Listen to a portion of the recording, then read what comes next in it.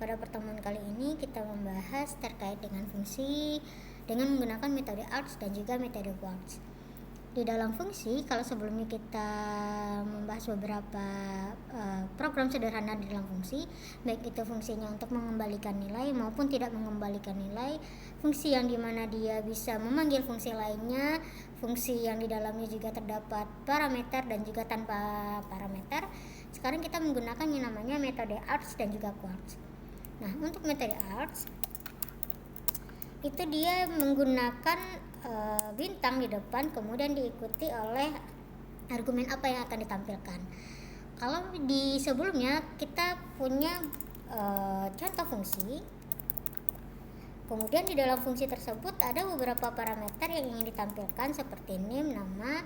Nah, misalnya kalau parameter ataupun argumen tersebut ditampilkan kita ketahui jumlahnya, kita bisa membuat fungsi seperti ini. Tetapi kalau misalkan kita tidak mengetahui berapa jumlah parameter yang akan kita cantumkan di dalam fungsi tersebut, kita bisa menggunakan yang namanya ARTS. Contoh, misalkan kita ingin melakukan penjumlahan angka-angka yang sebenarnya kita tidak ketahui berapa kali penjumlahan angka tersebut akan kita lakukan. Kita bisa menggunakan metode ARTS di dalamnya.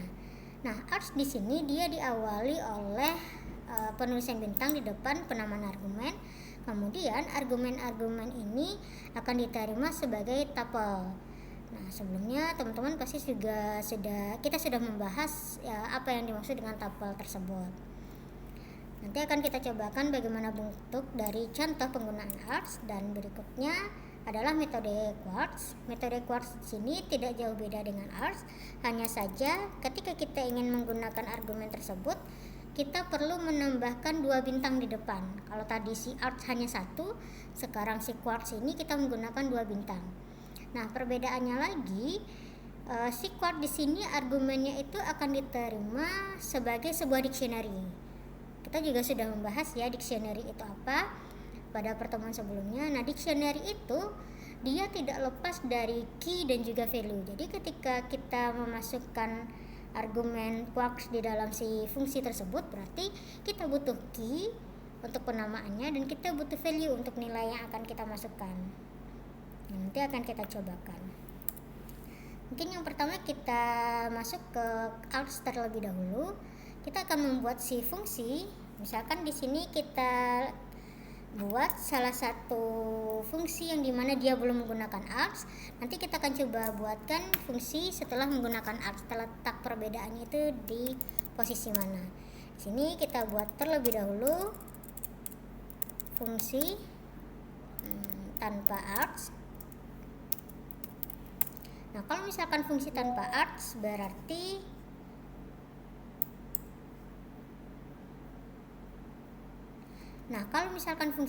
ARTS berarti di dalam parameternya atau argumennya kita mempunyai beberapa penamaan argumen. Di sini kita buat terlebih dahulu judulnya, yaitu fungsi tanpa menggunakan ARTS.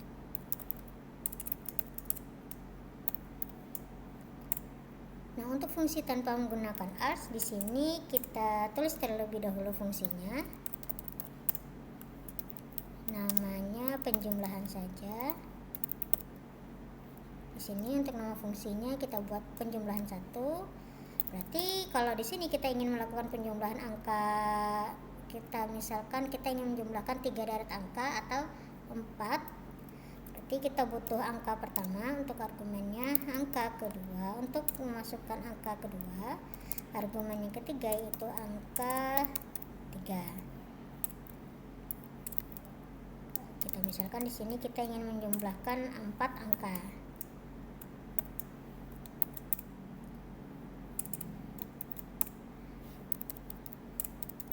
Nah, penjumlahan di sini berarti kita menambahkan angka yang pertama, kita tambahkan dengan angka kedua, kemudian kita tambahkan dengan angka ketiga serta angka keempat. Nah, penjumlahan ini di dalam fungsi berarti ada 4 argumen yang akan ditambahkan, berarti angka pertama, angka kedua, ketiga, dan juga keempat, di mana nanti dia akan menghasilkan output berupa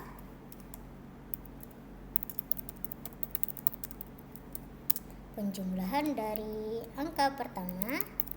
Kita akan menampilkan angka tersebut, kemudian angka kedua, berikutnya angka ketiga maksudnya, dan yang terakhir adalah angka 4. Jadi nanti kita akan memunculkan angka-angka tersebut dalam output sehingga dihasilkan penjumlahannya. Kita geser terlebih dahulu.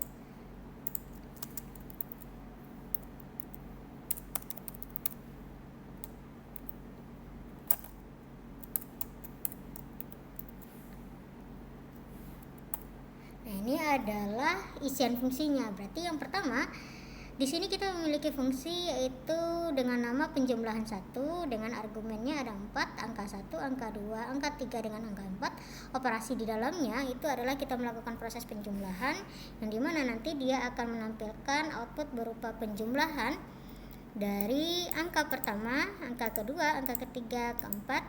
Kemudian dia akan menghasilkan atau menampilkan hasil dari proses penjumlahan tersebut. Nah, berikutnya kita melakukan pemanggilan fungsi.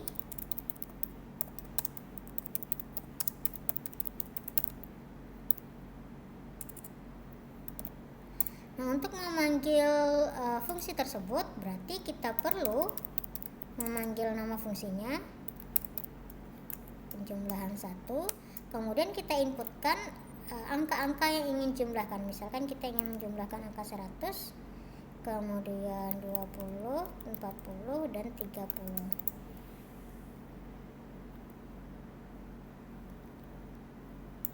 Nah, ketika di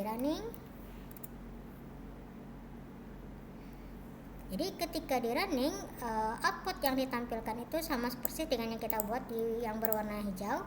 Penjumlahan dari 100, 20, 43, 30 adalah 193. Di sini kita tambahkan sedikit ya untuk judulnya supaya terlihat yang mana yang judul, yang mana output terkait dengan isian fungsinya.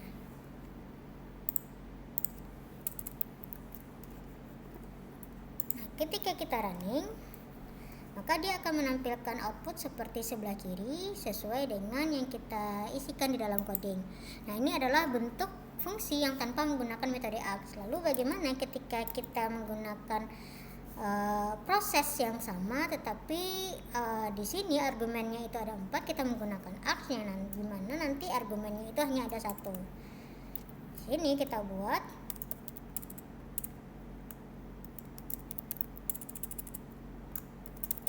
fungsi dengan args. Nah, fungsi dengan args berarti sama ya seperti yang di atas. Kita buat terlebih dahulu judulnya.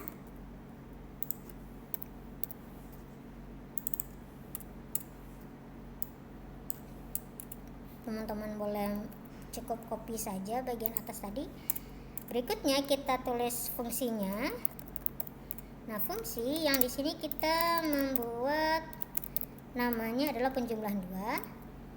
Nah, karena kita ingin menggunakan args berarti kita tulis argumennya cukup 1 saja, yang dimana nanti dia akan melakukan proses penjumlahan jumlah dengan cara dia akan melakukan penjumlahan angka-angka yang terdapat pada bagian pemanggilan fungsi nanti. Apa yang akan ditampilkan? Yang ditampilkan adalah penjumlahan dari, kemudian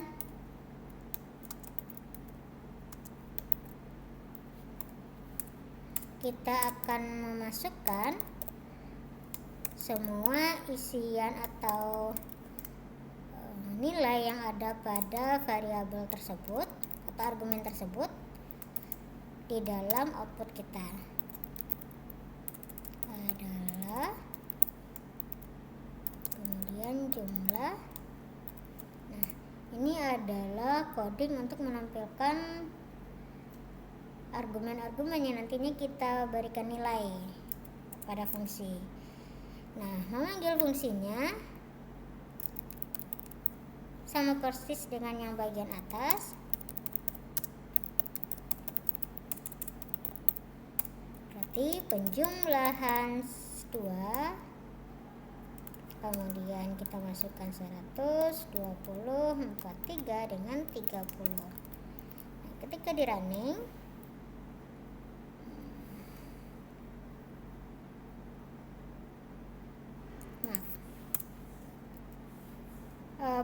ketika kita ingin memanggil fungsi tersebut, posisikan dia sejajar dengan def depan. Maka ketika di running, dia akan menampilkan output yang sama persis dengan bagian atas tadi. Jadi perbedaannya terletak pada penggunaan argumennya. Kalau sebelumnya argumen kita tersebut ada 4, maka di sini ketika kita menggunakan arts, argumen kita berubah menjadi cukup 1 saja. Nah, berikutnya kita masuk ke contoh yang quartz. Nah, pada contoh quartz di sini sedikit berbeda dengan contoh arts. Si quartz di sini seperti yang saya jelaskan sebelumnya, kita menggunakan 2 bintang.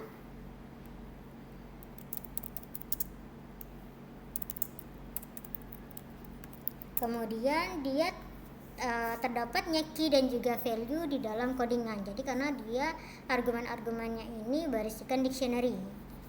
Nah, di sini kita buat terlebih dahulu judulnya print, kemudian kita pindah baris, contoh quartz.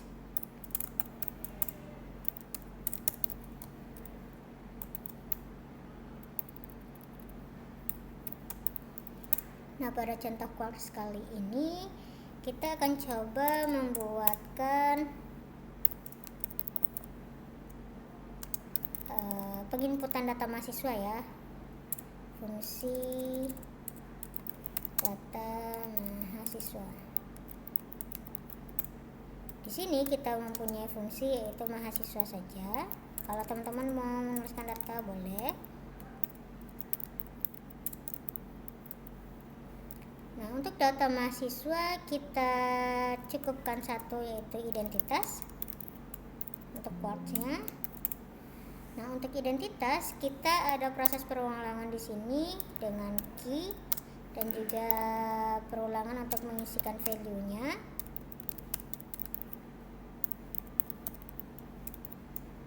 Kemudian yang akan kita cetak nantinya adalah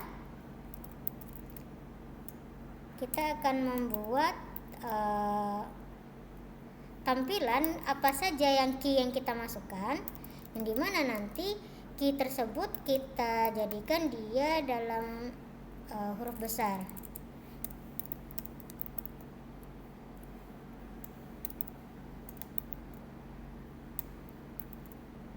Kemudian setelah key, dia juga nanti akan menampilkan isian value-nya.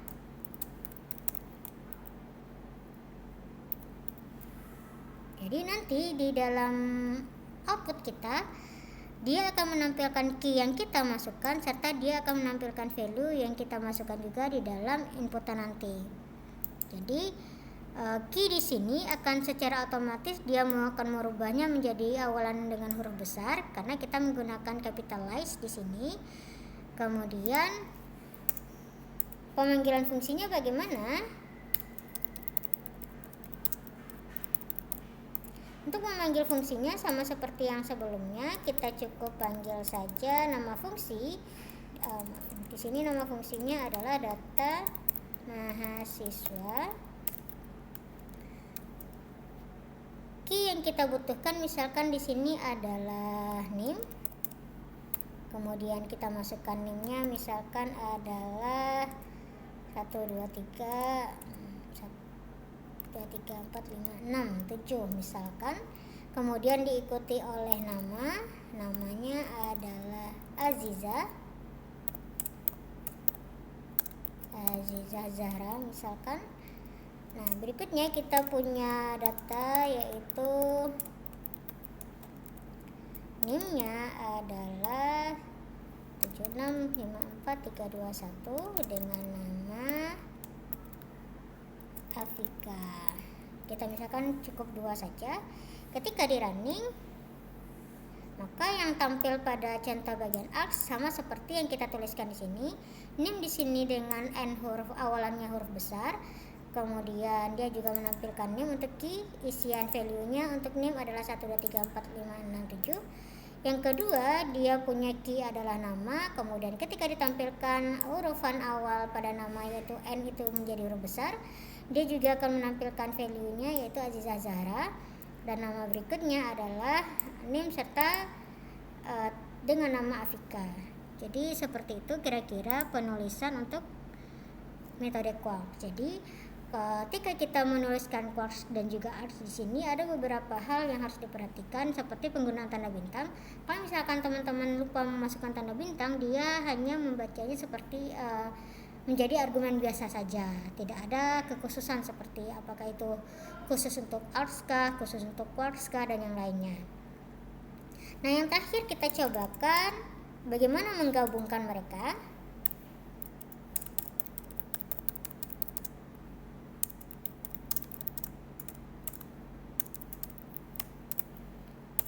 Nah, ketika kita ingin menggabungkan mereka berarti kita butuh penamaan untuk argumen ARCS dan juga penamaan untuk argumen quarks. Kita buat judulnya terlebih dahulu sama seperti biasa agar terlihat ya di mana proses pemisahan coding atau tampilan yang akan ditampilkan untuk masing-masing contoh yang kita gunakan. Sini kita akan menggunakan contoh penggabungan ARCS dan juga quarks. Kemudian print, kita kasih batasan. Nah, di sini kita perlu membuat fungsi. Yang pertama kita coba membuat fungsi untuk menyimpan data mahasiswa. Nah, untuk simpan data di sini kita masukkan argumennya. Yang pertama adalah ARCS dan yang kedua adalah quarks. Agar nanti terlihat yang mana ARCS yang mana quarks-nya ya. Kemudian apa yang akan kita tampilkan? Yang pertama kita akan menampilkan terlebih dahulu untuk si ARCS itu bagian mana. Jadi di sini kita konsepkan si ARCS itu khusus untuk data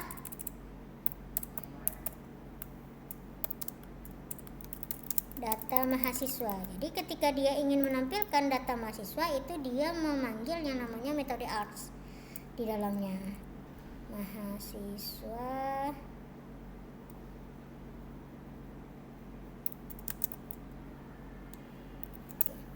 Nah, di sini kita ingin menampilkan data mahasiswa. Agar kita dapat menampilkan data mahasiswa, yang pertama kalau terkait dengan data mahasiswa biasanya tidak lepas dari nama. Nah, di sini kita panggil si ARCS tadi, di mana si ARCS tersebut dia berada pada indeks 0 jika bagian si ARCS tersebut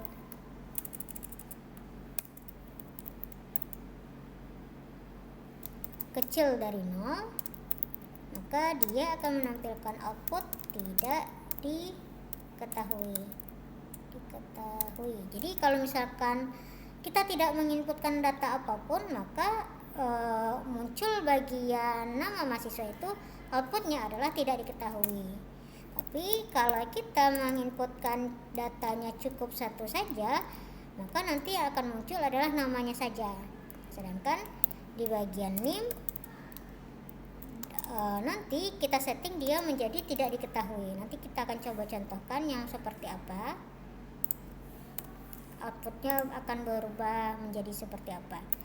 Kemudian di sini satu if range ARCS besar dari 1, kemudian else hasilnya tidak diketahui. Berikutnya kita coba tampilkan NIM, nama, dan juga prodinya.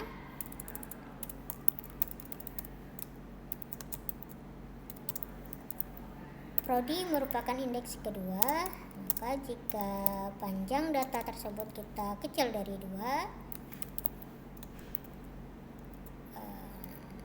dia akan menampilkan output tidak diketahui seperti itu. Lalu bagaimana yang untuk si quartz? Nah, di sini kita akan menampilkan data tambahan. Jadi ARKS di sini masuk ke data tambahan, ARKS di sini masuk ke data mahasiswa, data inti, sedangkan quartz di sini masuk ke data tambahan. Jadi nanti teman-teman dapat melihat seperti apa perbedaannya. Nah, untuk data tambahan di sini kita menggunakan if. Kenapa? Karena bisa saja data-data tersebut tidak ditambahkan. Jadi bukan suatu keharusan untuk kita menginputkannya di sini di dalam codingan yang akan kita buat. Nah, di sini nanti akan ditampilkan output seperti data tambahan. Data tambahannya itu berupa apa saja? Yang pertama, di sini kita kasih batas terlebih dahulu ya di atasnya supaya terlihat yang mana data tambahan, yang mana tidak. Oke. Nah, di sini kita melakukan perulangan sama seperti yang di atas, yaitu key value-nya di mana kalau sekarang kita masuk ke quartz, kalau tadi adalah si karena dia merupakan tuple, maka kita memanggil nama arguments-nya dengan di sini. Karena dia adalah arts, dia kita panggil isian datanya berdasarkan indeks. Nah, sedangkan quartz dia menggunakan dictionary, maka kita memanggil dia berdasarkan key dan juga value-nya nanti. Nah, di sini dia akan menghasilkan output berupa key,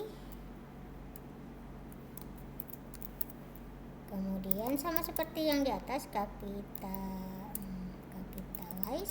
dia akan menjadikan awalan hurufnya menjadi huruf besar, kemudian diikuti oleh value.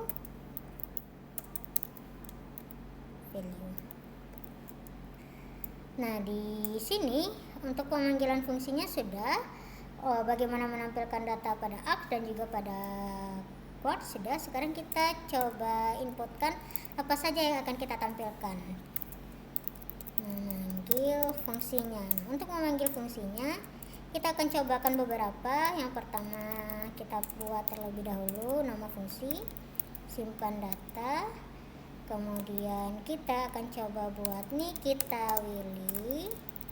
Kebetulan Nikita Willy berkuliah di tempat kita dengan NIM 112233 dan dia merupakan program studi sistem informasi.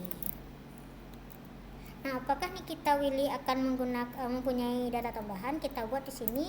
Nikita Willy tidak kita buatkan atau kita tidak tambahkan data-data lainnya.